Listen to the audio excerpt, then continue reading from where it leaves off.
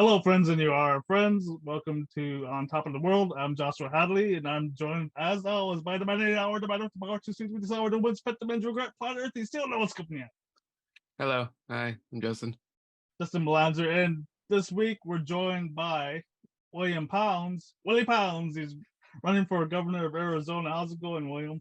I'm doing great, absolutely great. That's a fantastic name, by the way.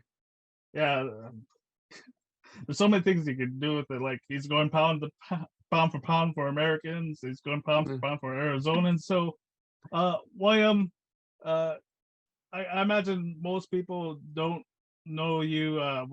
This podcast, it's sort of we're not always political. Sometimes we have a political guest, like we had Robert Shields on, and we had Joe Evans, who's running for Congress. You're a second candidate on the show, so how about you let our listeners know your background a bit? Where do you come from? Well, I'm a working class caregiver, and politically speaking, my political experience, it for the most part, the biggest thing I've ever done for the most part was co-chair Jesse Ventura's Presidential Exploratory Committee in 2020. In your state of Alaska, we got him nominated alongside my mentor Cynthia McKinney, which was an experience of a lifetime, to say the least. And Absolutely.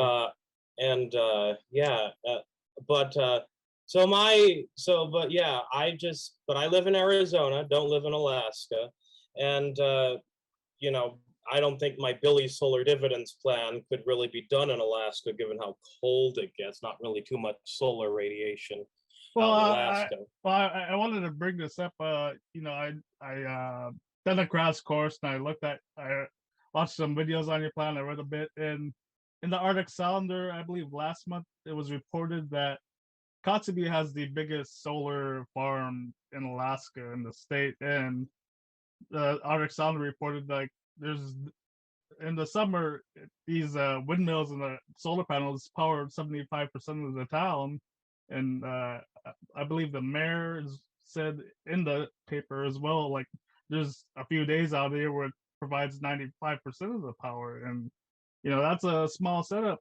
So like in Alaska it does get dark, like here like in December we'll have 3 hours of daylight. So it's nice in the summer to be able to save some money by not burning so much diesel. You're a lot closer to the equator, so there's a whole lot of difference between how much sunlight you get. So I've heard that Arizona gets a whole lot of sunlight, so what's your plan there if you become governor?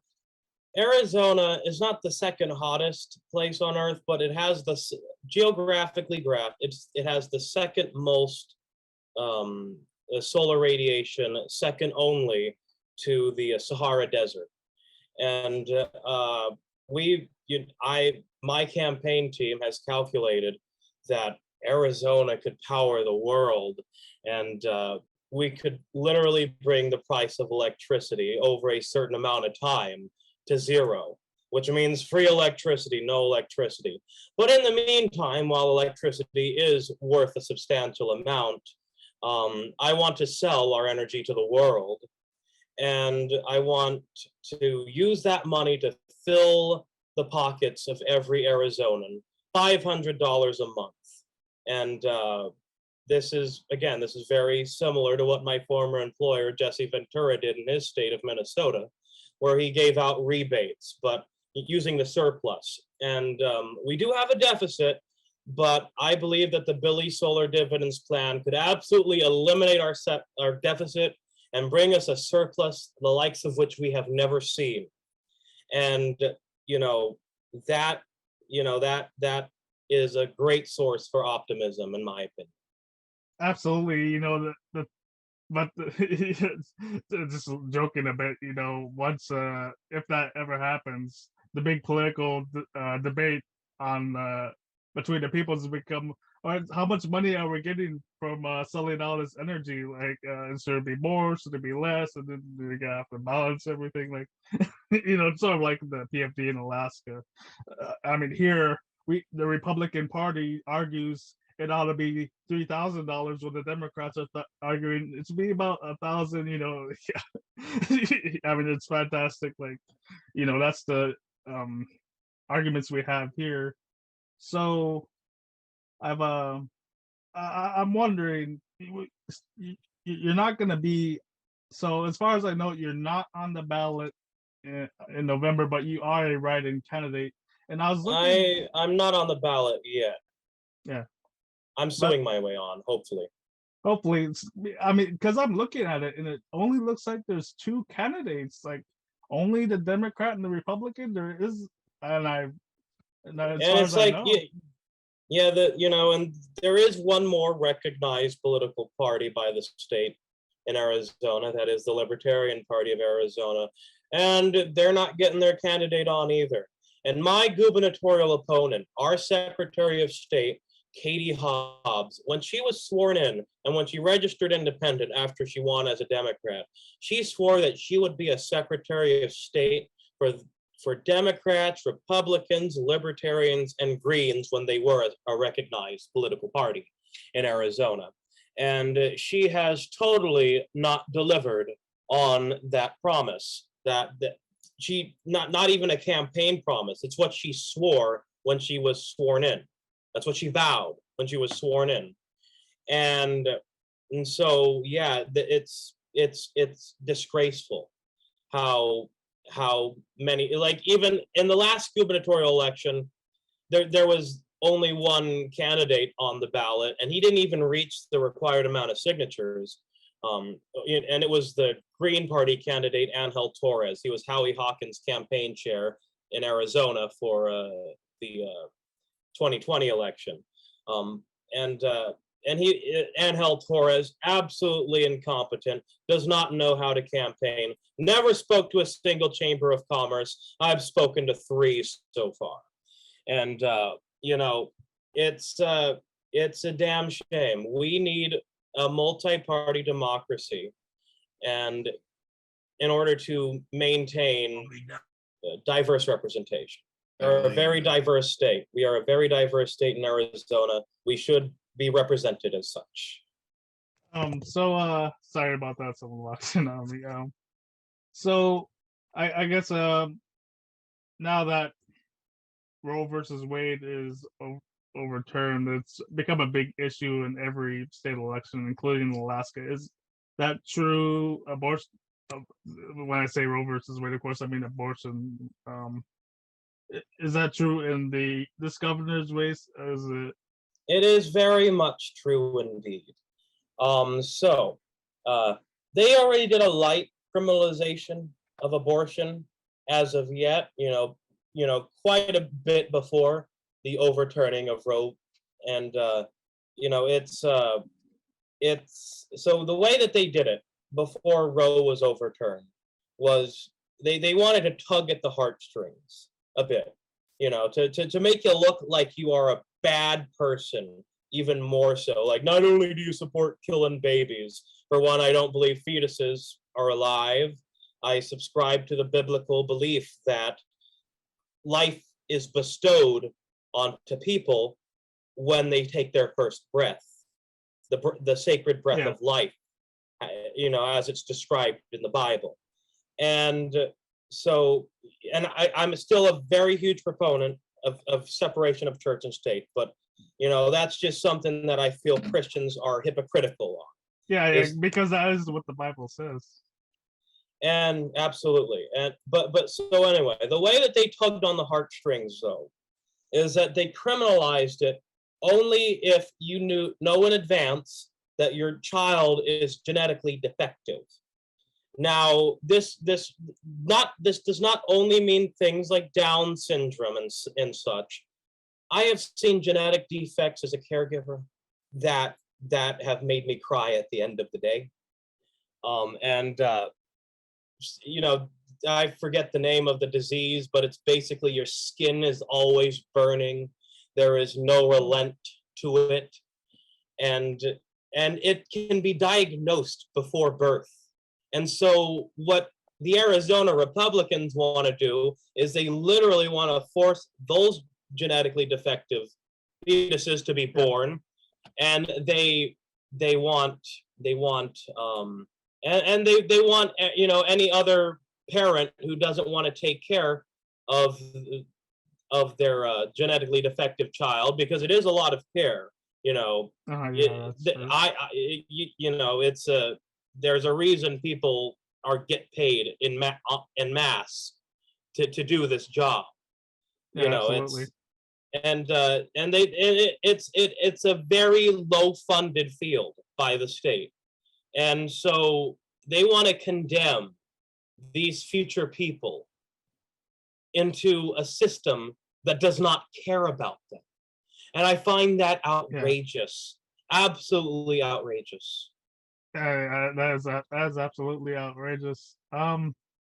So is there any other ideas you have what you do as governor? Any other laws? You have the solar dividends. You told us where you stand on abortion. So police reform is another objective of mine. I have drafted out legislation that I hope a legislator will take to the floor and bring to my desk, which is called the Daniel Shaver Act. So named after Daniel Shaver, somebody who was brutally killed. It went viral. Brutally killed by disgraced former Mesa police officer Philip Brailsford. Philip's actions were excused by a criminal court because apparently, according to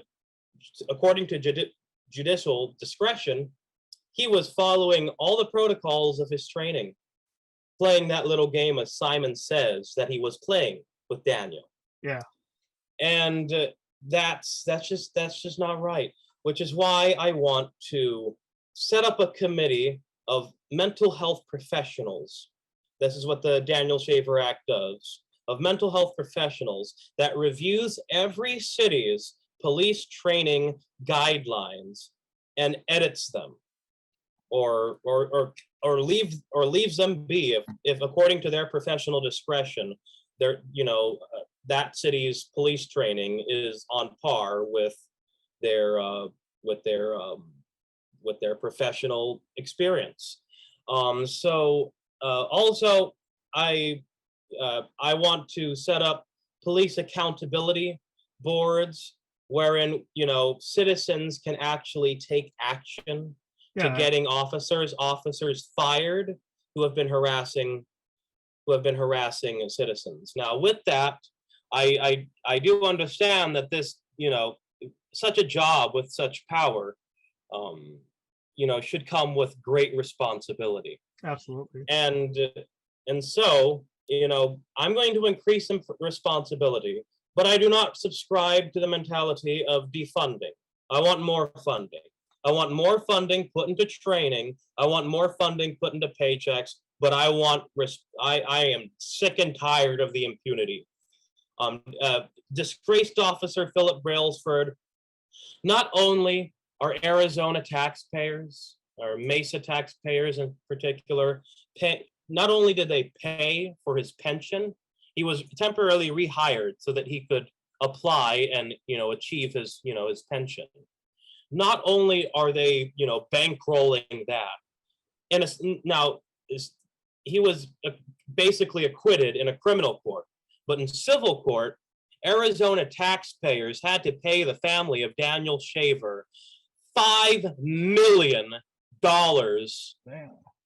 for his actions. We are funding this absolute impunity, and it needs to stop. And I'm going to stop it. And I get where you're coming from. Normally, when it comes to defunding the police, I'm on the side of the police shouldn't be militarized. That's mostly to scare the citizenry. If actually we need to spend more money to get better training, I would be absolutely for that. I think the training of police in America is very wrong.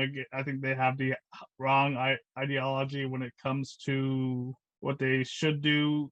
Like we seen it in Uvalde, where they failed to act, where all their all the text on what you're supposed to do in that kind of situation was apply pressure, but they didn't do that at all. They stood by, and it finally took the border patrol to do anything. And I think those, the leadership there definitely had the wrong training. They, you know, And to get into another policy objective of mine, um, I copy off the Independent Greens of Virginia with this slogan, but more trains, less traffic. And in many ways, that slogan speaks for itself. I want to expand the light rail statewide, not only have it traverse the valley. I want to connect the state with each other. And with that, Yeah. I believe we could boost our economy even more. And it's an idea that we're still, working out the details on, where we want the train to go. I want to put solar panels on the train, and I want the solar panels to literally power the trains. And it's, I'm sick and tired of car culture. yeah, it's terrible. And it's, yeah, it's, and especially in the desert. It's I mean, I guess at least in Alaska, car culture, isn't all that impactful because it's so cold. But the greenhouse gases that we get an abundance of here, it's really detrimental to the living situation for those who aren't lucky enough to live in shelter as I do. Yeah, unfortunately, here we probably still need cars because who's gonna build thousands of miles of railway to go to a town with 1,000 people? Hey, if the state wants to actually pay the Yeah, adequate amount of money to get that, instead of funding corporate welfare subsidies to all these corporations that aren't doing anything for their communities other Yeah. than profiting off them. yeah, absolutely. We talk a lot of culture on this podcast normally. I think a big example of corporate welfare. Amazon, they make all the money in the world, and we just gave them like a few months ago, uh, like what $90 billion or something, and then they went like what 2 days later they bought MGM for 94. So we basically funded their purchase of the movies. Well, it's not a studio; it's a distributors. I mean, one of the largest ones. They're up there with Fox and whatnot. And I think I'll say this. This will be controversial, and here I think we differ on Ukraine, but I'll definitely say when it comes to giving money to Ukraine, where does most of that money go? Or so one of the packages was the aid packages was $40 billion, and actually only 1 billion went to Ukraine. A lot of it went to get the military industrial complex. It's buying more of this BS, like the what was it, the F-35 that the military doesn't even want, but we're paying for it because like you've been saying, corporate welfare. It's going to contractors and whatnot. I mean, I sympathize with the Ukrainians and their fight, but these bills, you- I think like I'm fine with giving them weapons and stuff, but a lot of these, like, Congress can't do anything without you know serving their overlords. The and I wish we could take money out of politics so that that definitely I think put into the military industrial complex if we lived in an actual democracy. If the people were in charge. Yeah. So on the Ukraine issue, um, I think that they are both authoritarian, despot states, kind of like our own country. But but I guess our own country doesn't, burn Russian-speaking Americans, alive, and lynch them. Yeah. And these are government-funded, battalions in Ukraine. In Ukraine, they're losing this war so bad that they're releasing child rapists because that's how far their numbers are fallen. And I don't think that the people that they're releasing to fight this war are human at all. I think they're animals. I guess it can be said that humans are animals, but that's hyperbole, and from me. Ukraine. I'm kind of an isolationist. I want to take care of our people. Yeah. The result of this war is the result of trying to recruit Ukraine into a military alliance that's hostile that was born out of hostility to their neighboring country. And so I believe that if Mexico entered some sort of military agreement with Russia, we would invade in a nanosecond. In a nanosecond, the military would march to the president of Mexico and have him hanged. That's how it would happen. Well, yeah, we don't have to come up with a pretend scenario for that. I mean, look, just next door is Cuba. Why are we sanctioning Cuba? I thought things were going in the right direction when Obama said, all right, we can travel there and whatnot, and Donald Trump had to ruin that. And now Joe Biden is keeping the sanctions in to try and get regime change, and it's awful. I mean, these people are suffering. COVID-19 is still a problem there because they can't get the vaccines. No, I think Cuba has the better vaccine of all the countries. They might. They did have to make their own, which is it should have been that way. It works better. It works better. It works better than the mRNA, or any of the DNA shots released by the corporations. Yeah. I actually forget the name of it, but Cynthia and I, we were doing when we were researching, the negative effects of these, COVID shots. We found that Cuba's vaccine was the most effective and the least deadly, and their infection rates are, I think, at least when we were researching it, were the lowest in the world. Yeah. See, so I guess we're gonna do some. We're in the half hour. We're halfway into the show. I want to do some plugs really quick. Real quick. Abdallah, it says, I believe, is the name of the vaccine in Cuba. Abdallah. Technical name CIGB-66. And that's the homegrown one, right? Yeah. And they had to make it on their own. And we'll talk about this really quick, and we'll go into plugs. I was just listening to the, I think Vox or something. They were talking about how it's, this is what's happening is, I think Moderna's suing Pfizer for the rights to the mRNA technology, which is ridiculous. I mean, why did they get a patent on that when taxpayers paid $100 billion for why did they get the patent?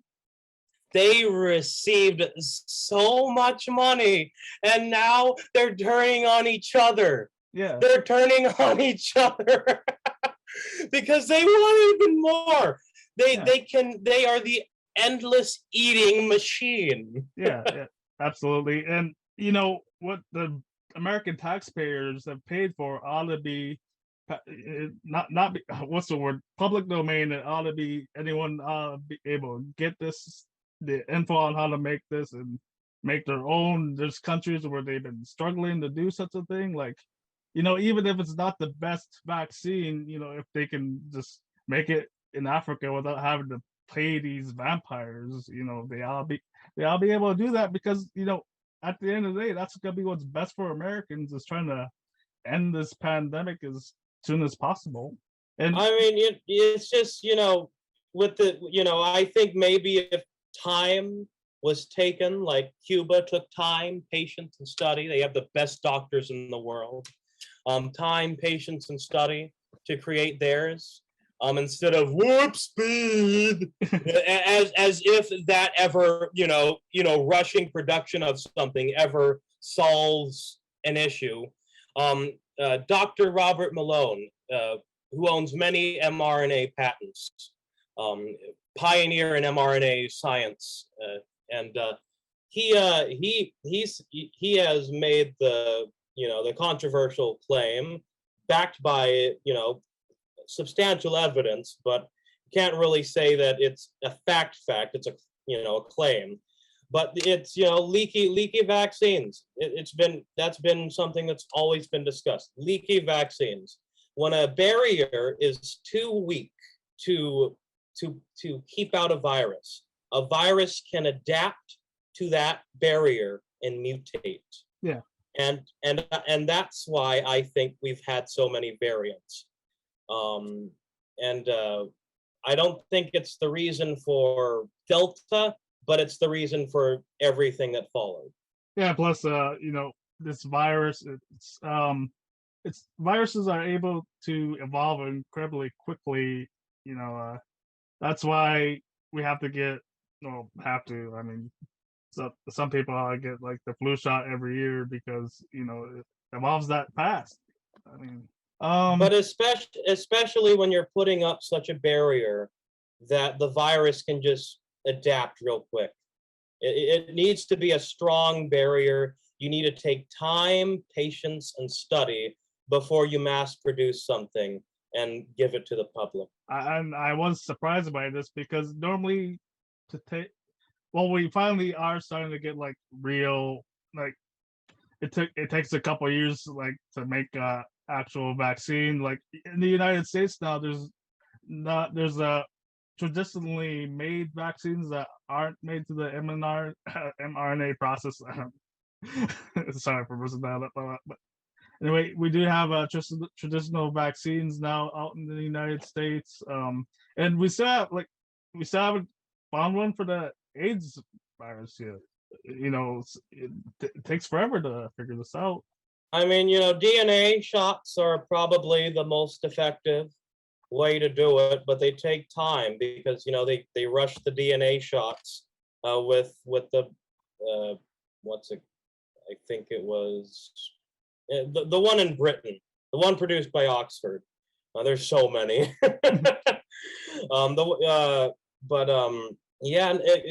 Lots of blood clots because it takes time, patience, and study to produce good medication. That's what I have to say on that. We got kind of off track, but this, like we said, this is a little bit more conversational. So a question I did want to ask is, what made you decide to run for governor? Was it a thing? I mean, tell us about the moment where you figured it out, or is it something you've been wanting to do? I decided to become a founder of the Independent Green Party US and run for governor because I saw the absolute failure to deliver from the Green Party US and from Howie Hawkins. That just led me into action. I was like, hell the fuck no. This is not the Green Party that I was a part of, and my mother was a part of. My mother circulated for Nader and McKinney, I believe that we can do so much better. That's why I helped Robert Shields to nominate Jesse and Cynthia in 2020 to buck the Hawkins campaign. And and that's why I'm still continuing to make them mad. Me and Jesse Ventura has told me to never call him again because I yelled at him about the jab on the phone. Ultimately he was still the better option compared to Howie. He was what, if the party actually mobilized behind him, I believe that we wouldn't have been brought to single digits in national ballot presence. I mean, see, Jesse did better in Alaska than Howie did in the rest of the United States, except Maine, where I believe they did just as good percentage wise. It's too bad what happened. I kind of get wanting Jesse to run, but he would have had to give up his show. And Howie, I want to say I'm sorry to interrupt, yeah, but I want to say on Maine, they're the first Green Party to ever exist, so of course they would have. Now Alaska is the first Green Party to ever gain ballot access. yeah. But they're the first Green Party to have ever, been founded, a state Green Party, ever been founded in the states. But you continue. I just wanted to make that point. Oh yeah, and yeah, it's too bad, and I think there was some rules broken on the Hawkins side. Party officers being involved in campaigns, which is I've been part of the Democratic Party, and that absolutely wouldn't have been tolerated at all. But just because it's something no one pays attention to, it doesn't matter, unfortunately. And The Alaska Green Party was given so much grief for their decision to buck, their little cult cabal. But you had more options in your primary, in which Jesse was the victor of. You had more options for your primary voters to choose from, yeah, than the North Carolina Greens, which they're propping up with Matthew Ho. They're just like, it's like, I did not care one bit when they lost ballot access. They wanted to talk about being disenfranchised. What about the supporters of Dario Hunter? What about the supporters of Pseudonym Curry in North Carolina? The only option that they had to choose other than Howie was no preference, and no preference nearly beat Howie. It's a disgrace. yeah. So see, I wanted to talk about this. So you are a write-in candidate as of right now. So you're saying you're suing right now to get onto the ballot? I'm suing my gubernatorial opponent, Katie Hobbs, who is our Secretary of State, for deleting my online equal signatures right before the deadline to submit them. And hopefully Attorney General Mark Brnovich finds it within his judicial discretion to make me the victor of this suit and put my name on the ballot, since Katie has lost her election litigation powers for using her office for partisan reasons, and as she continues to use her office for partisan reasons. We sort of saw this on the Republican side in Georgia. Someone in that position running for office ought to resign from that position. There's the current governor of Georgia should have done in his election when he had that same office. Our legislature should have done way more than strip Katie of election litigation powers. She has too much power as our chief elections officer to be running for our highest office. She is, I do not believe that the second highest office holder should be seeking the highest office in our state. There should be a resignation indeed. Yeah, absolutely. So what did he have to do? Yeah, got so many signatures to get onto the ballot, and why was those e-signatures deleted? So my e-signatures plus my paper signatures were well over enough to get me on the ballot. And Katie decided to vanish. Not only did she vanish my signatures online, she vanished my nomination profile in the Secretary of State's website. Disgraceful. I believe I have a very good chance still to get on the ballot. And we know that often for the Democrats like to say the Green Party is terrible because they say we're spoiler candidates. I've been getting that. Yeah. Do you have anything to say to that? I've said many things about this before. Not everyone who votes green automatically wants to vote Democrat. Ralph And Nader. So, nobody owns anybody's fucking vote. Nobody owns anybody's vote. And I very much am jealous of you in Alaska, because you recently had a ranked choice voting election. And I personally, I kind of prefer the Maine model because it gives the more partisan people, it keeps their partisan primaries intact. But I think that the partisan primary should use RCV too.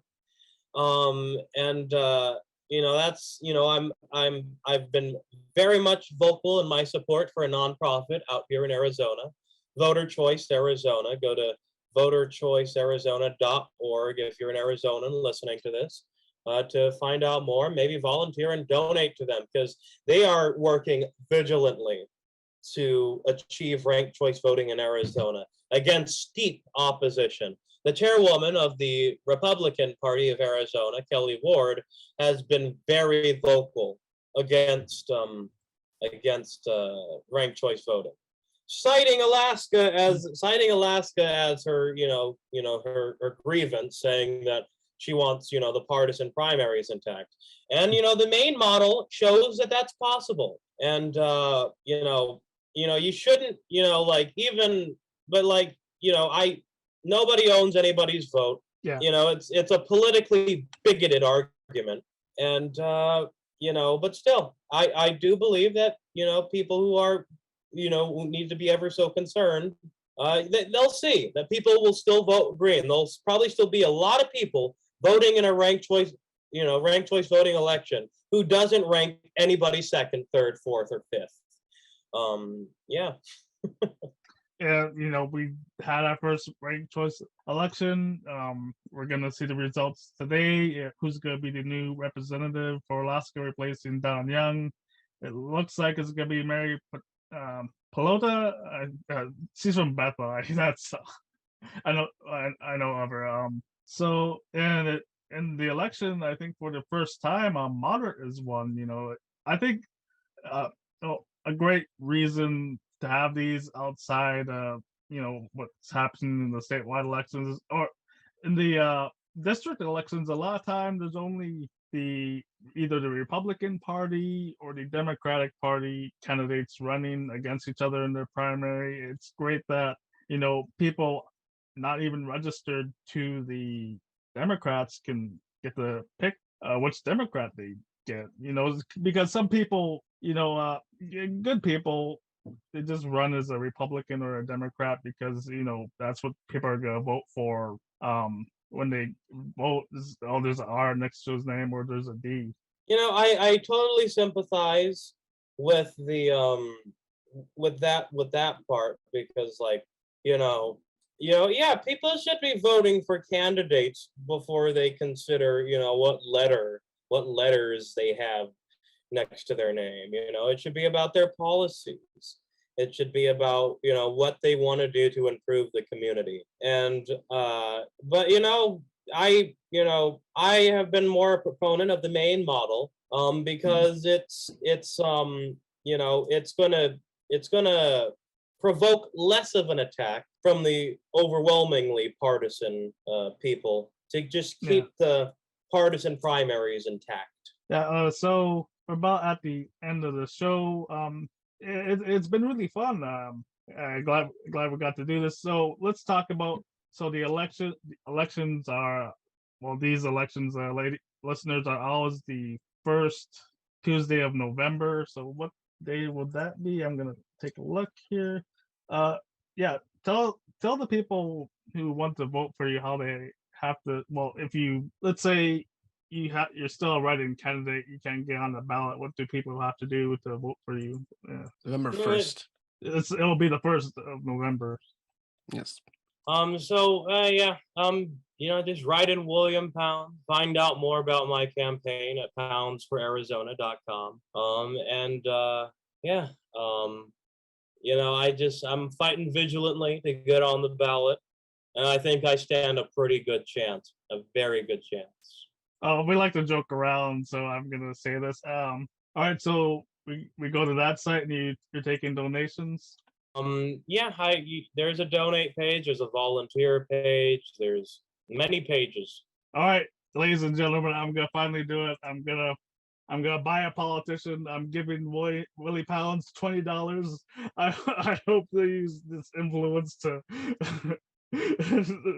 to be corrupt just like everyone else does. I mean, it's I've been working really hard to earn support, and I've raised more than any third party candidate has ever raised in the state. Wow. More than the Libertarian, more than any Greens. I have, that's, I'm still pushing forward though. I want to win. I want to win. I'm glad. I'm glad. I prefer having a candidate that's in it to win it rather than someone who's running just to push an issue. Honestly, makes me more excited to vote for someone. If vote for William Pounds if he gets on the ballot. That obviously fill in the circle, or if you have to write them in, his name's pretty easy to spell. His website, I'm gonna look here, so it's poundsforarizona.com, and you can find all his information there. The election, 1st of November, Tuesday. If you can vote early, do so. Or I like going to the polling places myself. This is on Top of the World podcast. We're on YouTube every Saturday. Make sure to check us out next week if you're tuning in for the first time. And see, I haven't been streaming any chess, but I'm uploading videos. I got a new computer that's very cool.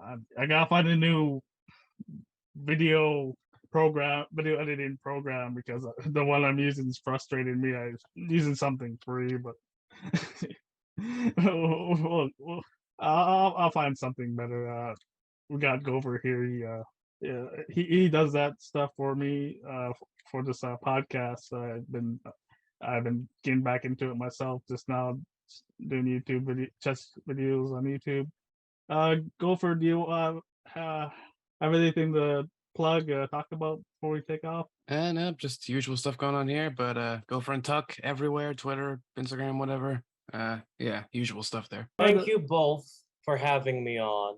It has been so much fun. I hope to come on again on my next more available moment. Yeah, thanks for coming on. It's been a lot of fun. Vote for Billy Pounds, everyone.